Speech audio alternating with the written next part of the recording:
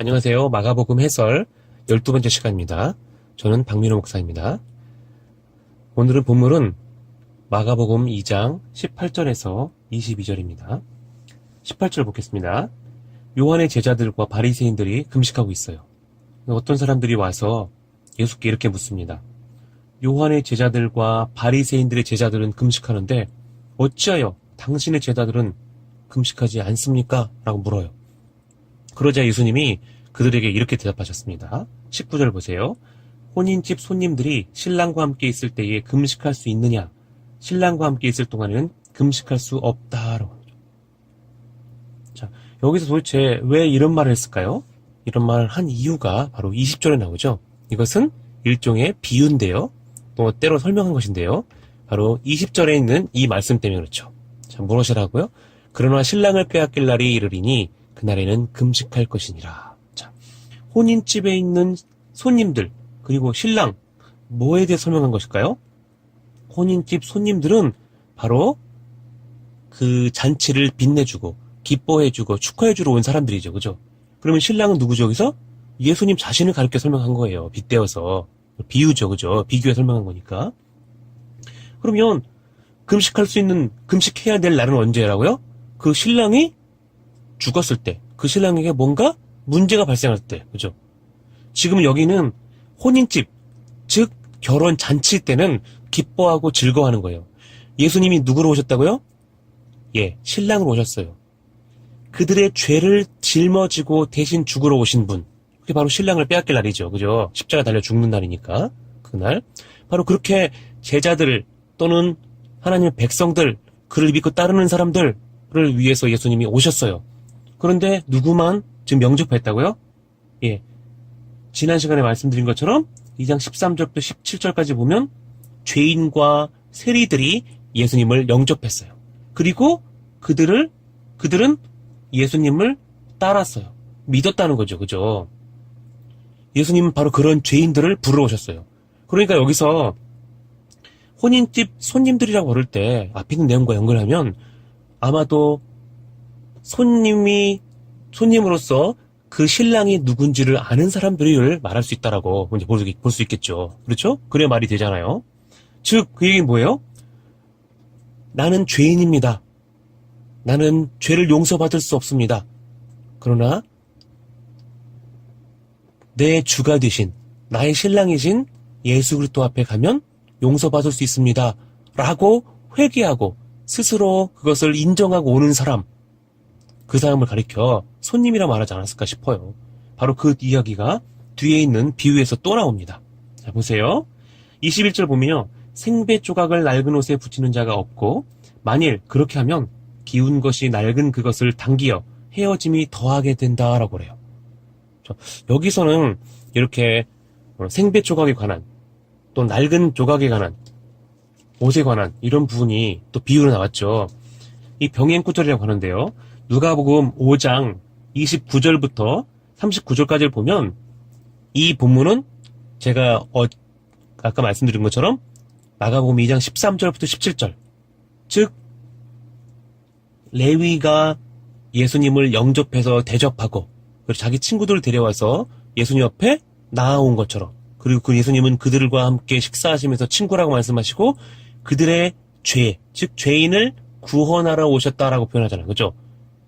죄인을 구원하러 오셨다. 즉 죄를 용서해주는 권세를 가지신 분이다라는 걸 알려주잖아요. 그러면서 자기가 죽겠다고 하죠. 바로 그 내용과 연결돼서 나와요. 볼게요. 제가 읽어볼 때가 잘 들어보세요. 누가복음 5장 35절부터입니다. 잘 들어보세요. 그러나 그날에 이르러 저희가 신랑을 빼앗기리니 그날에는 금식할 것이니라. 자, 그날이 언제라고요? 신랑을 빼앗기는 날, 십자가 사건이죠. 죽는 날이죠. 그죠? 신랑이신 예수님이 죽는 날에는 금식하는 거예요. 슬픈 날이죠. 안타까운 날이잖아요. 그죠? 물론 우리는 죄를 용서받지만 그날이 바로 예수님이 죽으시는 날이기 때문에 그렇죠. 그때는 금식하는 거예요. 자, 그리고 이 36절에서는 바로 이렇게 나옵니다. 또 비유하여 이르시되. 여기 또라는 말이 나와요. 또라는 말이 나왔다는 얘기는 그리고라는 말이죠. 앞에 있는 내용과 뒤에 있는 내용을 연결하면서 같은 내용이 다시 나온다라는 거예요. 다르게 설명하는 거죠. 그죠? 앞에 나온 내용과 이 내용은 같다라는 얘기를 또 그리고라는 말로 알려주는 겁니다. 자, 새 옷에서 한 조각을 찢어 낡은 옷에 붙이는 자가 없나니 만일 그렇게 하면 새 옷을 찢을 뿐이요 또 새 옷에서 찢은 조각이 낡은 것에 합하지 아니하리라. 그렇죠. 조금 전에 우리 읽었던 마가복음 1장, 2장, 21절 본문에 나오죠. 그 내용과 같죠. 그죠? 그리고 이어서 이렇게 나옵니다.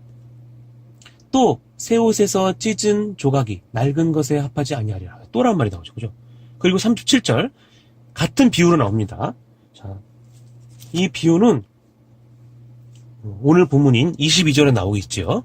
새 포도주를 낡은 가죽 부대에 넣는 자가 없나니 만일 그렇게 하면 새 포도주가 부대를 터뜨려 포도주와 부대를 버리게 되리라. 오직 새 포도주는 새 부대에 넣느니라 하시니라. 그렇죠. 이렇게 끝나죠. 그러니까 지금 혼인집 손님들과 신랑에 관한 이야기를 한 것도, 그리고 생배 조각을 낡은 조각에 붙인다라는 거, 낡은 옷에 붙인다라는 그 비유도, 그리고 심지어는 새 포도주는 가죽 부대, 즉 새 가죽 부대에 넣어야 된다라고 하는 비유도 같은 비유라는 거예요. 같은 내용이라는 것이죠. 그죠? 그렇죠? 예를 든 거, 혼인집 예를 든 거나 생배 조각이나 새 포도주에 관한 비유는 같은 내용이라는 거예요. 자, 그럼 보시죠. 자, 20절에서 이 혼인집 예를 들면서 그 신랑이 언제, 어떻게 됐을 때 금식하라고 했죠? 빼앗길래. 그러니까 제가 지금 밑줄 친 부분처럼 새 포도주라는 것은 지금 어떤 것이냐면 바로 예수님이 십자가에 달려 죽는 것을 말하는 거예요. 그날, 그것을 어떻게 하라고요? 새 부대에 넣으라고. 새 부대라는 것은 아까 말씀드린 것처럼 예수님 앞에 나와서 자기 자신이 죄인인 것을 인정하고 그 은혜를 바라보고 용서를 구하는 자들. 그렇죠? 2장 17절에 뭐라고 했죠? 예수께서 들으시고 저희에게 이르시되 건강한 자에게는 의원이 쓸데없고 병든 자에게라야 쓸데있느니라 라고 하셨어요. 그래서 내가 의인을 부르러 온 것이 아니라 죄인을 부르러 왔다고 해서 바로 그 죄인을 불러서 회개시키는 건데, 바로 새 부대라는 것은 나는 죄인입니다. 내가 그 죄를 인정합니다. 그리고 나의 신랑이신 그분께 나왔습니다. 나를 용서해 주십시오. 그분이 나를 용서해 줄 줄 믿습니다. 라고 하는 사람을 말하는 거예요. 그래서 새 부대라는 것은 사람을 말한다고 봐야 되는 거죠. 그죠? 그러니까 그 새 포도주, 즉 예수님의 그 십자가가 이 사람에게는, 이 회개한, 그리고 그 마음이 찢어진, 심령이 찢어진 그 사람에게는 이게 보이는 거예요. 아, 예수님이 나를 위해 죽으러 오셨구나 라를 보여준다는 거죠. 그 사람을 가리켜 뭐라고요? 새 부대라고 부르는 것이죠. 자, 조금 이해가 되십니까? 그러니까 이 새 부대라는 것은 자기 스스로 죄인임을 인정하고 하나님 앞에, 예수님 앞에 나온 사람이라고 부를 수 있고요. 또는 구원 얻을 자에게 주어지는 은혜라는 정도로 이해할 수 있는 것이죠. 그것이 있으니까 바로 예수님께 나와서 이렇게 할 수 있는 것이죠. 바로 그 이야기를 앞에 있는 2장 13절부터 죄인들과 세리들과 함께 식사하셨던 그 이야기죠. 그 이야기와 연결해서 지금 예수님이 설명해서 알려주고 계시는 거예요. 즉, 이 얘기는 무슨 얘기입니까? 왜 자꾸 새 포도주, 새 생배 조각, 낡은 옷, 이런 얘기를 했을까요? 낡다, 오래된 가죽 부대다, 이렇게 표현한 것은 지금 바리새인들이나 서기관들이 가졌던 그 옛 생각, 옛 틀을 말하는 겁니다. 그들은 뭘 생각했냐면, 율법을 스스로 지켜서 구원을 얻을 수 있다. 그러니 나는 죄인이 아니라 의인이다 라고 부르는 거예요. 그게 바로 17절에 나와 있던 거죠. 2장 17절에. 어떻게 해요? 의인을 부르러 오지 않았다는 거죠. 그 의인이 누구예요? 바로 바리새인들과 서기관들이 나는 의롭다, 나는 죄가 없어, 나는 율법을 다 지켰어, 그러니 나는 완벽해 라고 말하는 그들의 그 사고방식, 그들의 그 태도, 그들의 그 삶의 태도, 그 삶의 믿음의, 하나님에 대한 믿음의 그 모습들, 이런 걸 말하는 거죠. 그러니까 그들한테는 예수님은 뭐예요? 예수님은 새로운 것이에요. 그들은 예전 것이라고 한다면. 그래서 바로 예수님이 그러한 이 비유를 통해서 그들의 그 낡은, 그리고 그들의 그 잘못된 그 모습들을 지금 말씀하시면서 야단치시고, 동시에 그 백성들인 하나님 그 새 부대가 된 사람들을 지금 부르러 오셨다라고, 그들을 대신해서 죽겠다라고 지금 말씀하고 계시는 거예요. 이 비유가. 그래서 새 포도주는 새 부대에 넣는다는 말은 예수님이 십자가 달려 죽음으로 새 부대가 된, 예수님 앞에 나와서 죄인임을 고백하고 은혜를 받고 용서를 받은 회개한 그들에게 구원이 주어진다라는 것을 이렇게 설명한 거라고 이해하시면 됩니다. 자, 좀 더 보강하자면요. 오늘 본문에 없지만 아까 읽었던 누가복음 5장 37, 38, 39절을 보세요. 새 포도주를 낡은 가죽 부대에 넣는 자가 없나니 만일 그렇게 하면 새 포도주가 부대를 터뜨린대요. 포도주가 쏟아지고 부대도 버리게 된다는 거죠. 그죠? 그러면서 새 포도주는 새 부대에 넣어야 할 것이니라 라고 해요. 묵은 포도주를 마시고 새 것을 원하는 자가 없나니 이는 묵은 것이 좋다 합니다. 그죠? 바리새인들 얘기잖아요. 나는 율법이 좋아. 그런데 예수님은 그 방식을 택하지 않으셨다고요. 어떤 방식을 택하셨다고요? 율법이 가리키는 것은 무엇을 가리킨다고요? 예수님을 가리킨다고요. 누구를 가리키냐면 예수님을 가리킨다고요. 율법이 하는 일은요, 그 바리새인들과 서기관들이 내가 잘 지켰어. 그럼 구원받을 수 있구나. 잘 지키니까 구원받는네? 이렇게 생각하라고 주신 게 아니라고요. 너희들은 못 지킨다라는 것을 알려주기 위한 거예요. 너희들은 죄인이야. 못 지켜. 죽어. 망해. 그러니까 예수께 가야 돼. 이걸 알려준다고 했잖아요. 근데 바리새인들과 서기관들은 나 잘 지켜. 괜찮아. 이 정도쯤이야.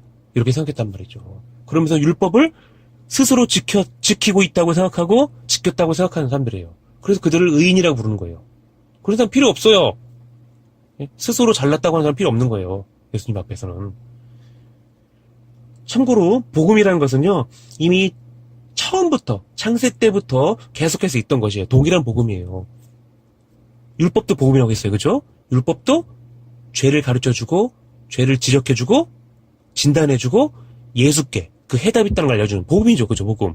바로 예수님 복음이잖아요. 그런데 그들은 그런 것을 모르고 회개하지 않고 그 복음 앞에, 즉 예수 그리스도 앞에 엎드리지도 않는단 말이죠. 율법 앞에 엎드려서 나는 못하는군요. 그럼 어떻게 해야 합니까? 예수님이 말씀하시기를 내가 바로 그 율법의 요구를 받아들이러 왔다. 내가 너희들의 죄를 대신해서 죽으러 왔다라고 알려주실 때 예수님이 그러시군요. 제가 바로 죄인입니다. 나를 용서해 주십시오. 하는 거예요. 세례받는 거 똑같은 거죠. 그죠? 나의 죄를 용서해 주십시오 하고 세례받는 거잖아요. 바로 그래서 세례 요한은 예수님 보고 뭐라고 했다고요? 성령으로 세례를 주시는 분. 그 죄를 태워주시고 죄를 없애주시는 분. 예수님이잖아요. 그죠? 그래서 마가복음 1장에는 계속해서 어떤 표현들이 등장하냐면 성령으로 세례를 주시는 분, 그리고 회개의 세례를 전파하라. 자기 죄를 자백하고 세례를 받아라. 이렇게 표현하는 거예요. 계속 그러잖아요. 그죠? 그 앞에 엎드려서 계속 그러라고 지금 가르쳐주고 있는 거죠. 그리고 1장 15절도 보세요. 회개하고 복음을 믿어라. 그죠? 회개하고 자신이 죄인이라는 것을 인정하고 예수 그리스도를 바라보고 믿고 그분에게 가라는 거죠. 그분에게 간 사람은 누구밖에 없다는 거죠? 죄인들과 세리들밖에 없었다는 거예요. 2장 13절 이하에서는. 바리새인들과 서기관들은 No, 나는 싫습니다 라고 말했다는 거죠. 그것이 바로 차이점인 거예요.